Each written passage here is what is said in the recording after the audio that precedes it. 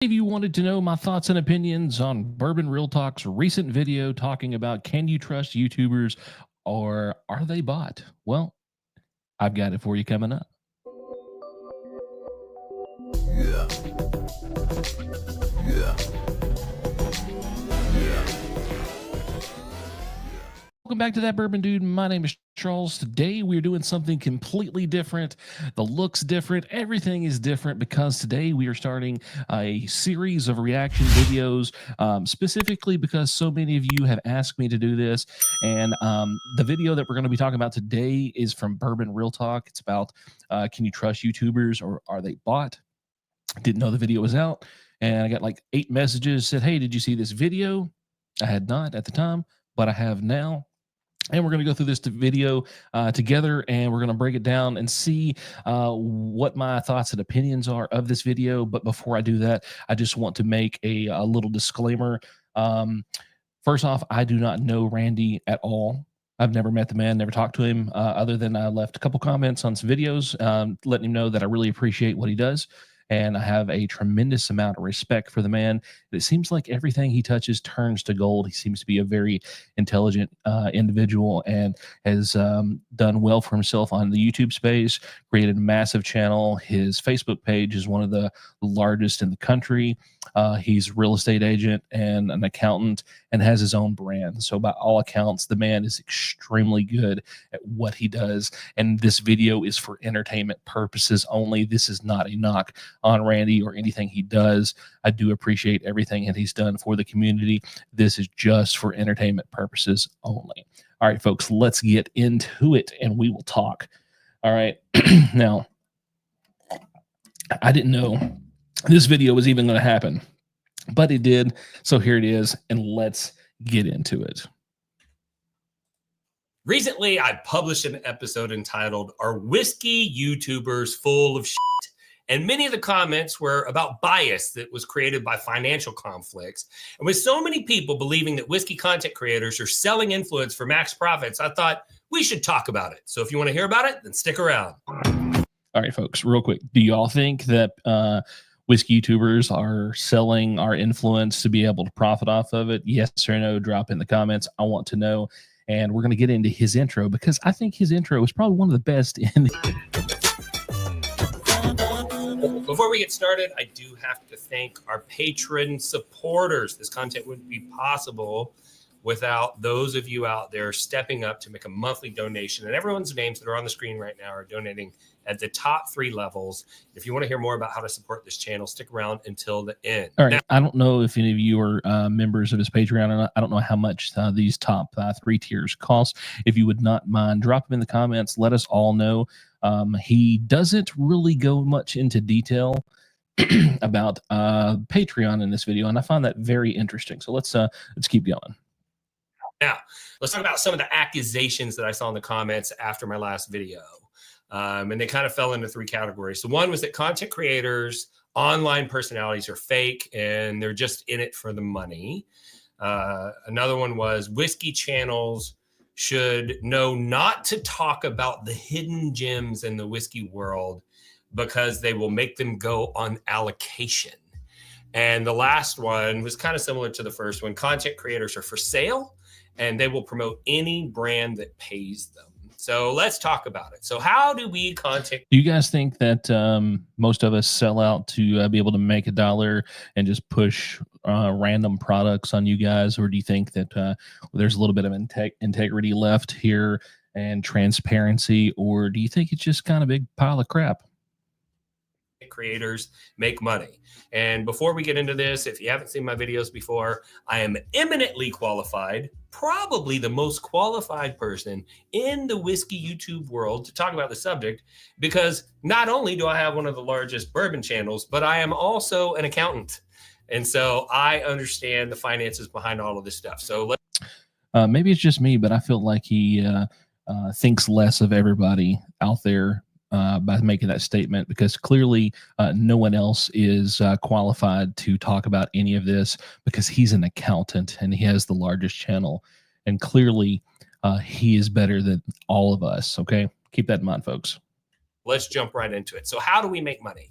So one way that we make money is off of views and downloads. And views would be on video players and downloads are on audio players. And you all think that we're just raking in the cash. We got these big rakes, you know, and we just got to rake it all up into a pile and maybe put it in a, you know, big trash bag before we take it to the bank. But the reality, keep that part in mind. We're going to come back to it later. Is last year, I only made $51.73 for every 10,000 views that I was able to generate. And for some channels like, so let's break that down real quick. So that breaks down to roughly around $5 per thousand, and we're paid off of per thousand views that we have on our channel. And then there's subcategories in that, clickable ads and non-clickable ads as well. Now he's referring to his CPM and RPM, and that would mean that his CPM / RPM is about 50% higher than the average. I think most YouTubers are seeing between 3 and 5, and that's not just specifically whiskey content. That's across platform. Okay. Mr. Beast or something like that, that's probably a significant amount of money. But when you look at the views that you're seeing on the YouTube channels that are focused on whiskey, you know, most of the episodes don't get more than 30,000 views. So if you did the math on that, you know, your average episode is making somewhere between $100 and $150. Is anyone out there mad about making $100 and $150? He seems to have that little smirk on his face, like it's not enough money to care about, so just piss on it. I know that an extra $100, $150 per video for me would be significant. That would help out the channel tremendously. And they're not releasing episodes every day. And so last year, total views, I think I made $9,000, just over $9,000 total views for an entire year. And on my downloads, I made $1,134 on my downloads from audio players. And so obviously not a whole lot of money. So total revenue that I generated from people just, you know, clicking on my content was just barely over $10,000 last year. Another way that we make money is merch. And what you need to know is soft goods like t-shirts and hats are super low margin. And whenever you're doing merch, you have to decide how you're going to handle your merchandise. Are you going to buy? He's correct on the low margin on the merchandise. So I don't know what platform he uses to move his merchandise, but I use Fourth Wall. And let's say you buy a hoodie from me, I'm only going to make just a few dollars, like depending on which hoodie and the design you pick, between $3 and $6. Buy the merchandise and warehouse it yourself, or you're going to pay a third-party fulfillment company. And if you do it yourself, it is a lot of time, energy, and effort, and it takes up space in your house. And if you do a third-party fulfillment company, they take most of the margin. And so you don't make a whole lot of money. And if you are going to do it yourself, you might as well forget about making any money unless you're going to bulk buy your items from a mass production company. And all of them have what they call an MOQ, which is a minimum order quantity. And that might mean that you have to spend thousands of dollars on inventory to get it at a reasonable price so that when you sell it, you actually make a little bit of money. But then you have to store all of that inventory, and you might be sitting on it and have your capital tied up for years. Another way that content creators make money is through Patreon. And most people's Patreon amounts is public. Be very, very, pay close attention to this part. This is one of the most important parts. I personally decided not to make my Patreon amount public because it just felt weird to show people how much money I was making. But why does it feel weird to show people? Are you afraid to show people how much you're actually bringing in? Or do you just think that if people saw how much you were bringing in, it would make them want to not support you? Maybe. There's always that possibility. Drop it in the comments. What do you think the reason why he doesn't want anybody to know what he makes on Patreon? Some of us make a pretty decent amount on Patreon, but with very few exceptions, there's really no one that's making enough that you could consider it a living, right? It's not enough to support you full time. Now, let's just take a couple of the bigger channels, SLB and the Bourbon Junkies. Last time I looked, they're over $25,000 a month coming in. That's a lot of money, guys. $25,000 a month. I think people can live on it. Okay. Another way that we make money is show sponsorships. And if you notice, a lot of the common content creators, like I think Magic Spoon sponsored me and also sponsored ADHD Whiskey and stuff like that. So they actually don't pay that much. Most of the sponsorship opportunities that I've been offered, they want me to film a custom one-off full 1-minute video and permanently edit into my YouTube channel for $250. It cost me $200 just to produce the video. Why in the world is his production cost so high? I can film a 1-minute commercial right here, sitting right here, and it costs me maybe $1 worth of electricity and 30 minutes worth of time editing. Why does it cost $200 to do it? Let's find out. So I don't do that. And I do allow people to sponsor the podcast. In fact, all of the bottles that you see up here are brands that have sponsored the podcast in the past. But I have a minimum amount that I charge per insertion, and I have a minimum number that they have to purchase, and they have to pay for it up front because I have production costs, and I'm not going to go through the process of producing a video and publishing it, and then they decide that they only want to run it one time, and he keeps referring to production costs. I think it's going to play out in the end where you guys are going to see some crazy numbers. Ended up wasting my time and annoying the crap out of you, my audience, with an advertisement from some company. And now you're going to question whether or not my opinion is legitimate enough because I seem like I'm for sale. So when you look also at the sponsorship opportunities, not on the video side, but on the audio side, depending on who hosts your content, you might be able to do ad reads and stuff like that. And then last year in 2024, I made a whopping $440 with ad reads on audio.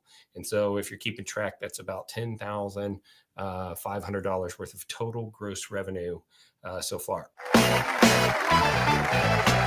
Hello, and welcome to today's episode of What You Have on Your E-commerce Site. I'm your host, Randy Sullivan. Let's get right to the questions. Do you have Glen toppers? Yes. Do you have t-shirts? Yes. Do you have bottle carrying bags? Yes. Do you have storage? Yes. Do you have an aroma kit? Yes.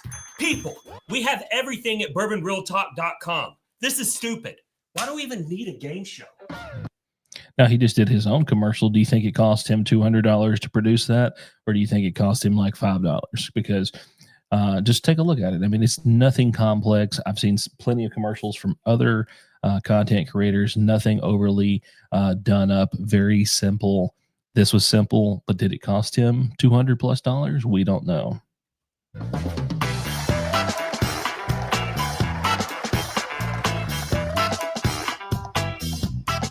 Another way we make money is revenue share opportunities. And almost all of those are unworkable. So every day I get an email from some company that makes a piece of workout equipment. Or one time I got one from a company that makes stills that are illegal for me to own in the state that I live in, and all this stuff. So I have to agree 100%. We do get a lot of emails from companies that want us to do videos. I get them all the time from video game companies. I'm not doing video game advertisements on my videos. You guys didn't sign up for that, so I'm not going to do it. Most of them say, we want to give you a free version of our product in exchange for you recording a video about, you using our product. And I don't know about y'all, but I don't think that my whiskey loving viewer is going to want to watch a video about a hair dryer. Which literally I've gotten the request for me to review a hairdryer.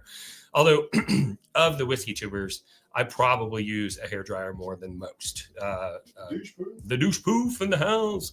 So notice everything that he does more than everybody else. Nobody else can ever do more than him. So it gives me kind of that one-up complex. Yeah. So most are just completely unworkable, and they actually want you to take the risk on for them. They say, hey, you've spent the last 5 years building an audience that knows, likes, and trusts you. We want you to give us access to that audience. And if and only if we make tons of money, we might give you a little piece of it. So most of the time, it's totally not workable. And and usually the ones that you are interested in, it's not necessarily about the money. So I am doing a revenue share agreement with Blind Barrels, but I really believe in their product and I think it's great for my audience. And so even if I end up not making any money off of the relationship, I still wanted to promote it because I thought that it made for compelling content. But those are the ways. So again, I agree 100% with this. I have just started doing talks with them, and then exclude the opportunity to make any money. They don't offer you like a cash payout for any kind of advertisements. They just give you like an affiliate link. So if you make something off of it for somebody signing up, that's okay. But instead of me accepting that, I requested that they give me an additional kit to give out to my subscribers. So I opted to not be part of their affiliate program. That we make money. Let's talk about how we spend money. So first off, we talked about if you're going to have merchandise, you have to buy inventory. And so you are going to end up spending, I know I end up spending tens of thousands of dollars every year buying inventory. Another major category of expense, at least for a channel like mine, because I really don't know how to do video and audio and all of that stuff, is a lot of channels have a producer or somebody that works on staff that operates as a producer. And somebody who has that skill set probably has other opportunities they could use it on. And you have to pay them a little bit of money to get them involved. And so production is pretty expensive. So I'm very curious how many whiskey tubers out there in the current market and current space here actually have producers. I do 100% of everything myself. He says he has someone on staff. I think SLB has like a family member that helps them out. I don't know about the Bourbon Junkies. I feel like they're pretty tech savvy. I think they do all their stuff themselves. Bruzel, obviously, you can see in his credits and stuff in description that he has a team of people working for him. But I don't think the majority of us actually have. If you know of someone that has a staff member working for them, helping produce their channel in the whiskey space, drop it in the comments. I'm just kind of curious how many people are actually out there using this. And let's keep in mind that if you do this in the whiskey space, you're probably going to be doing a lot of traveling. You're going to go to Kentucky a couple times a year. You're going to do these other trips and all that stuff. And you got to pay for airfare, hotel, and you got to pay for car rental. And then you got to pay for food, and you're going to do some events and you got to pay for that. And if you have a producer, you got to pay for them to do all that stuff too. And then there's taxes. Like I get a tax bill from my county every year simply because I run a business out of my home. And I have to cut a check for what I believe to be a ridiculous amount of money simply because they know that I operate from this location. And I think that's nonsense and un-American and probably violates the Constitution, but whatever. And then there's tons of software. I'm sure that that varies from place to place. My local area doesn't seem to have any kind of taxation for us having a home-based business. I think he's based out of Texas. I'm sure that they have some pretty intense taxing going on in their local area because it seemed like he was a little upset about that. Software that you have to do. You have to pay for monthly subscriptions for this and that. And the next thing you know, you're being $20 to death. And let's not forget the whiskey. $20 to death is an understatement. If you have subscriptions to like StreamYard to help you stream your channel, if you're using different editing softwares that require monthly subscriptions, memberships to Canva, Epidemic Sound, everything, it's $20 to death. He's 100% right on that. If you run a whiskey channel, you're probably spending between $10,000, $20,000, $25,000 a year just purchasing. How many whiskey tubers that are watching me right now spends $25,000 a year on whiskey? I'm just curious. I don't know what everybody's financial situation is. I don't know if you're borrowing bottles to review or purchasing yourself. He's apparently spending quite a bit of money on that. So $25,000 a year is a massive amount of money to be spending to review bottles. All right, let's keep going. Sing whiskey. So that you have the whiskey to actually do the videos with.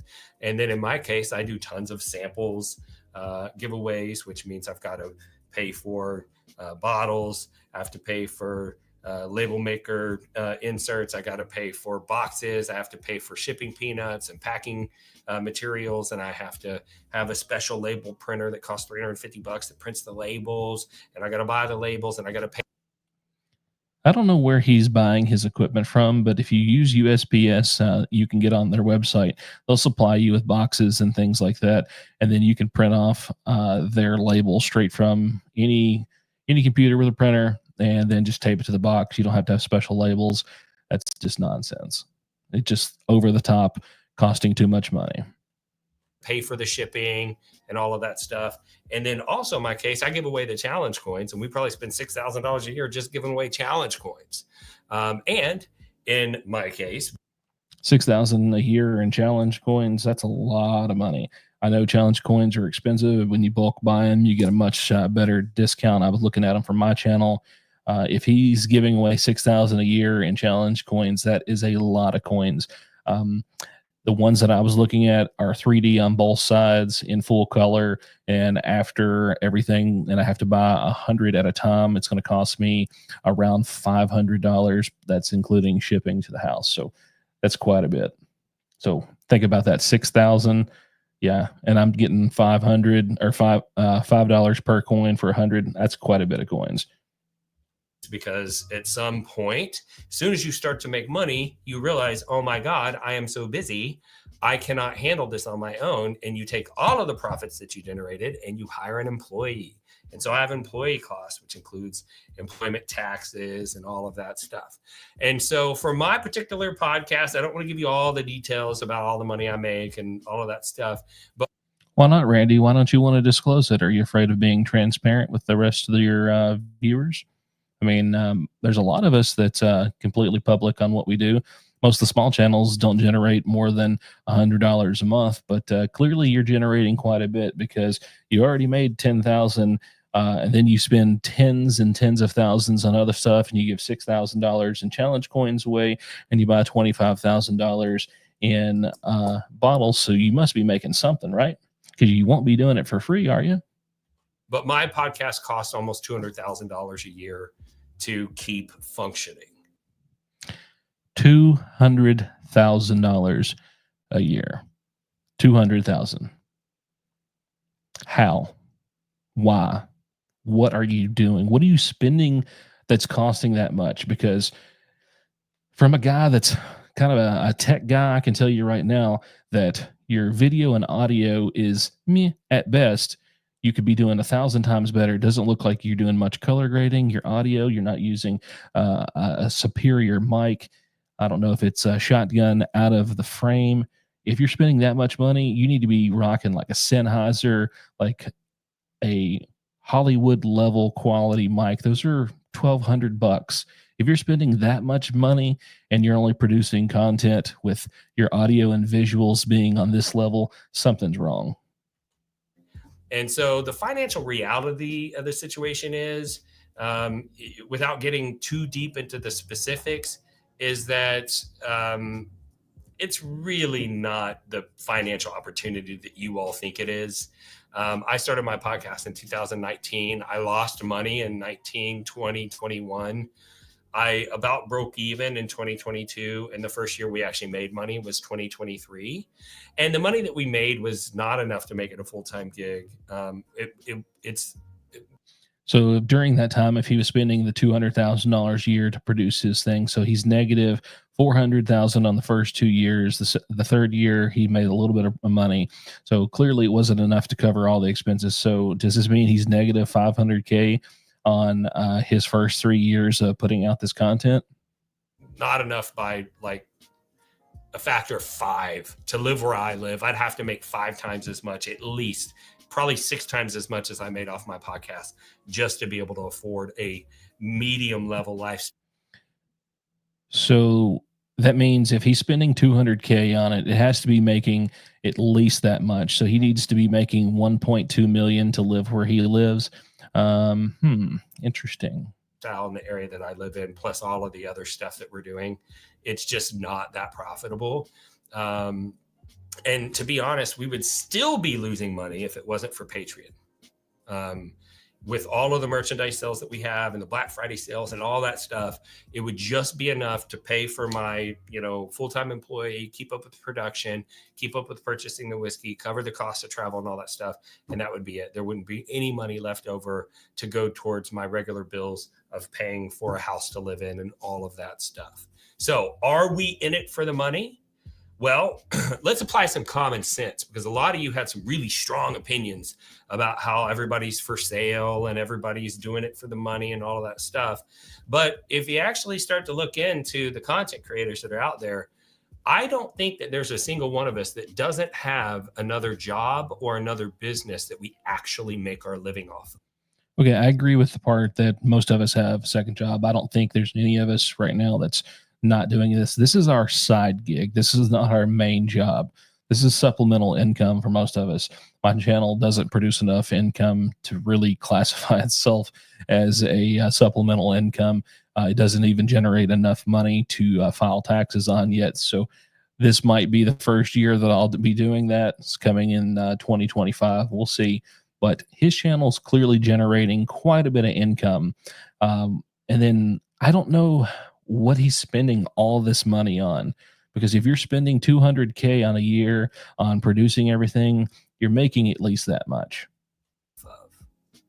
Think about that.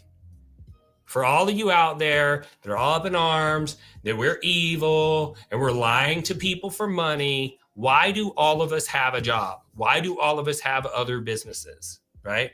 The only person that I think may not have a job is Kurt from SLB Drinks, but he's retired and he didn't make his money.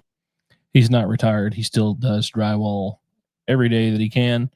I think he's still doing 5+ days a week. He's not retired at all. So completely wrong on that. But I do feel like I'm being gaslit here to make us feel guilty for him having such a successful channel, and it's costing him so much. And he has to work this job and he has to work his full-time job to be able to support this, to give back to us. Makes me feel like we're being gaslit just a little bit. Money doing whiskey videos. Okay. You can research Kurt's history. He actually has been successful in other areas of business. And so, this whole idea that we're just out there killing it and selling influence and all that stuff, it's simply not true. The revenue that we're able to generate is just not enough for that to be anyone's actual motivation for what they're doing. Right. And then you have to deal with the issue of, do we wield power over consumer purchasing behavior? Because so many of you have said, if you all review my favorite whiskey, it's going to go on allocation. Well, I don't think people understand how big the market is. So let's talk about the. All right. So about reviewing the product and that going on allocation, that's not necessarily the case. It doesn't necessarily go on to allocation. It just becomes more popular and people buy them out. It's not that it has been shifted from a standard shelf product to an allocated product that they get once a month with their allocated deliveries. Largest bourbon producer in the U.S. is currently Buffalo Trace. They were 1,200 barrel a day capacity, and they increased to 2,400. They doubled in size. So they can do 2,400 barrels a day. Next in the United States, only to Jack Daniels, which is 2,200 barrels a day. So 2,400 barrels a day is roughly, with normal angel share loss and all that stuff, and these are rough estimates, around 432,000 bottles of whiskey per day. If they produce whiskey for 220 days a year, that is 95 million bottles of whiskey a year. I couldn't sell out my last single barrel.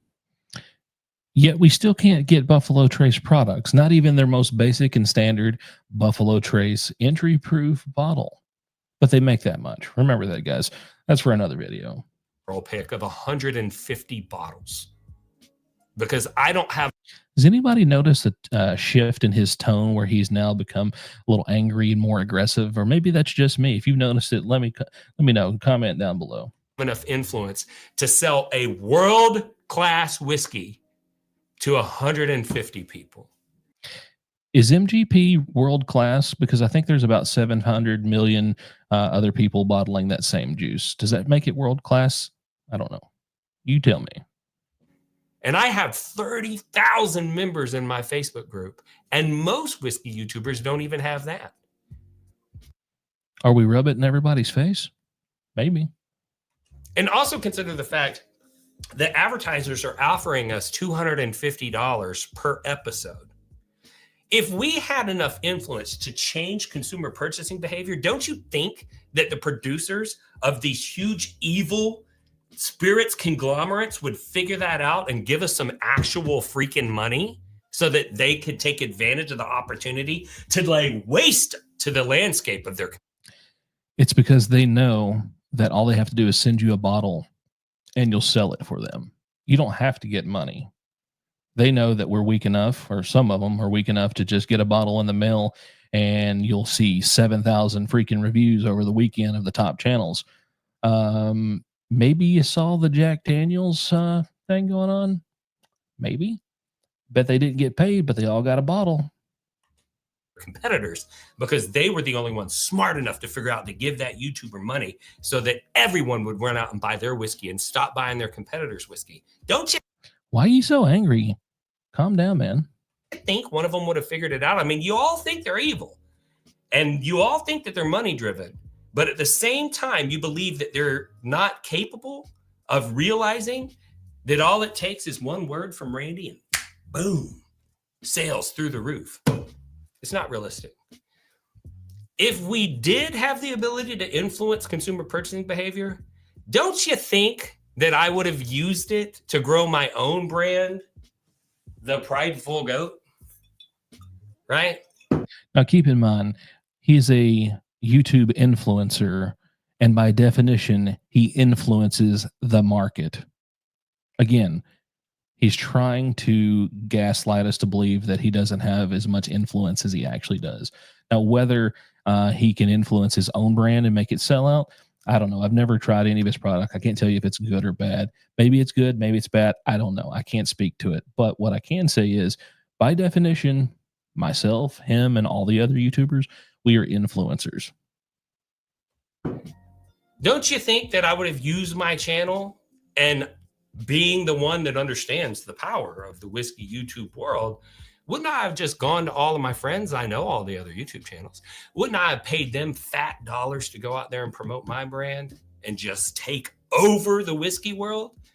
But the reality, Well, unless you're making enough money to pay everybody, it wouldn't make sense to do it. You would want to promote it heavily on your own platform to generate enough revenue to then use that money to pay other channels to advertise for you. But whatever. reality is the Prideful Goat is only surviving barely, and it's only because we are structured properly to operate in the environment that we're in. And a lot of brands are not doing so good. The company that we buy our liquid from, their CEO just stepped down. Their stock price went from $125 down to $34 per share. And they're the ones I'm buying the whiskey from. And they can't make it. And so this whole idea that there's this, It's not that they can't make it. It's a lot of complex issues, but one of which being that they lied to their shareholders, and then he was forced to step down. They were telling their shareholders that there is no downcline in the market and everything was just fine, knowing good damn well that there has been a decline for quite some time, but everyone was afraid to talk about it except for people like myself that started putting out the bourbon market videos. They didn't want the general public to realize that there was a downcline because they wanted to see how long that they could ride this gravy train. And then when it caught up to them, they got caught with their hand in the cookie jar. Then everything started going downhill. And you see that with other brands too, like Brown-Forman. They're having to restructure and do all kinds of stuff. It looks like they're possibly going to have an additional layoff. But back to the video. conspiracy, and sometimes you all think that we conspire together and we all get this group marketing plan together. And it happened with Holiday Whiskey last year. Apparently they did some sort of a ultra small batch release or something, and some of the channels collaborated. I didn't collaborate in that, but I did happen to get a media bottle at that time and I liked it. So I did a piece, and it happened to come out at the same time their barrel did. And then all of you are like, y'all are all on the take. You're all blah, blah, blah. And it's like, no, it was just an accident that I happened to do the review at the same time that they released an ultra small batch, right? But the reality is, if you're out here and you're doing YouTube, when we get media releases, we know exactly if it's a ultra small batch. Usually they'll send us an email and it'll disclose all the information, how big the batch is going to be and things like that. So for him to kind of like lead you to believe that he didn't know that that was going to be a small batch, that's just not the case. I mean, look with the Jack Daniels release. Those of us that are in this space, we all got the email a couple hours after the release there at the distillery, giving us all the information. So we get plenty of information that lets us know how big or small the release is going to be. Content in the whiskey space, unless you're one of the largest channels, you are losing money. And if you are one of the largest channels, you're still making so little money that you have another job or another business that pays your bills. So are we on the... What do y'all think about that? Do you think that the biggest channels are losing money? Do you think if they were losing money, they would continue to grow and do what they're doing? Look at Bruzel. Do you think Bruzel's losing money, or do you think he's making enough to continue forward because he just bought a distillery? Drop it in the comments. Do you think they're losing money or making money? Take no. Everyone in it that got in it because they just wanted money quits a long time before their channel grows to anything significant. Do we cause allocation? No. If we could, people would pay real money for sponsorship. Are we for sale? Well, I only allow sponsors of the podcast that I actually believe in their products. And there isn't enough money in it to entice anyone to compromise their actual morals. Because remember, if you got your channel to the point that it's large enough that you've seen it and you actually know who they are, those people did it for passion. They didn't do it for money, or they would have quit. Another thing I wanted to address was my promotion of an NFT investment. All right. I didn't even know about he promoted this, so this was all new to me when I watched this video the other day. So if you guys know much about it or what excuse me, what it was going on with it, let us know. Drop it in the comments, because I was unfamiliar that this was even a thing at the time. So a while back ago, a good friend of mine, in fact, the only reason that my channel ever got found by the YouTube algorithm was a video I did with a gentleman named Dwayne Poor that had a $10 million whiskey collection. And Dwayne came to me and said that he was going to start a whiskey community that very much aligned with BourbonRealTalk's vision and mission, but that there was going to be some higher level benefits to this community that nobody had ever talked about before.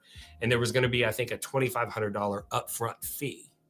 And the way that they were going to figure out who was allowed to go to the events and who wasn't allowed to go to the events and who could go to these different locations that they were talking about opening was they were going to control access through an NFT. Okay.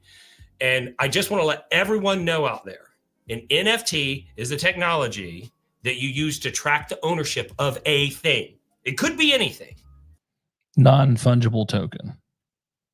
Of a thing. Now, a lot of you have been told NFT equal bad, NFT bad, and that's all you think, okay? That would be very similar to somebody buying a house. And when they bought the house, they got a key, and the key unlocked the door. And then the house turned out to be a terrible investment. And then they went around and told everybody, keys are bad. Because all the NFT did in this case was unlock the door to the club. It wasn't that it just unlocked the door to the club. It was your membership to the club. Ever promoted as a big financial investment. It was a big financial investment. $2,500 does seem like a lot of money to people. How many people running around just has $2,500 to throw out to get access to a VIP club to be able to go into these events and whatever the hell they're going to do? That's a lot of money. It's promoted as an opportunity to go out and do all of these cool things that the club were doing. And the neat thing about the NFT is that if the club had something going on that you didn't want to participate in, but you had a friend that did want to, but they weren't a member, the NFT allowed you to transfer the NFT to your friend temporarily so that they could go, and then it would come back to you after the time period that you had determined. Most clubs, they control access through member roles, but they were just controlling access through an NFT. And so please, first off, I had no financial benefit in it. I got an NFT and membership. My wife got one and Wes got one, and that was it. No money changed hands. We didn't promote it as an investment. We just thought it was a cool opportunity. All right. So assume positive intent. Stop thinking that everybody out there is evil and that they're out to get you. And don't let your mind come up with some nefarious explanation for every negative thought that you can come up with. And just assume that people mean what they say and say what they mean until they give you an excuse or a reason that you know that you can't believe that anymore. Just use logic. With that being said, when people give you an excuse not to believe them, would that also kind of fall in line with you not showing how much you make on Patreon? Is that an excuse to not trust you or the channel? Could be. Logic. Okay. So we always like to do a free giveaway on this channel. And I thought, all right, folks. So that is where we're going to end that there. Let's talk real quick. What did you think about his video? Do you think he was being honest and transparent? Do you think he was trying to be a little shifty, maybe a little unclear on things, maybe throwing a little shade, possibly just flexing a little bit? Maybe, I don't know. I'm not going to judge him. I don't know his situation or anything that's going on with Randy. I literally have only seen him on his videos a few times. I don't watch a lot of channels, but I think going forward, we're going to do more of these reaction videos. I think a lot of people are wanting to see my insight, my opinion on it, whether it's good, bad, indifferent. I'm going to throw it out there for you guys. Let you decide. If you want to see more videos like this, be sure to be a subscriber to the channel, like this video, share with your friends, and until next time, BourbonDude out.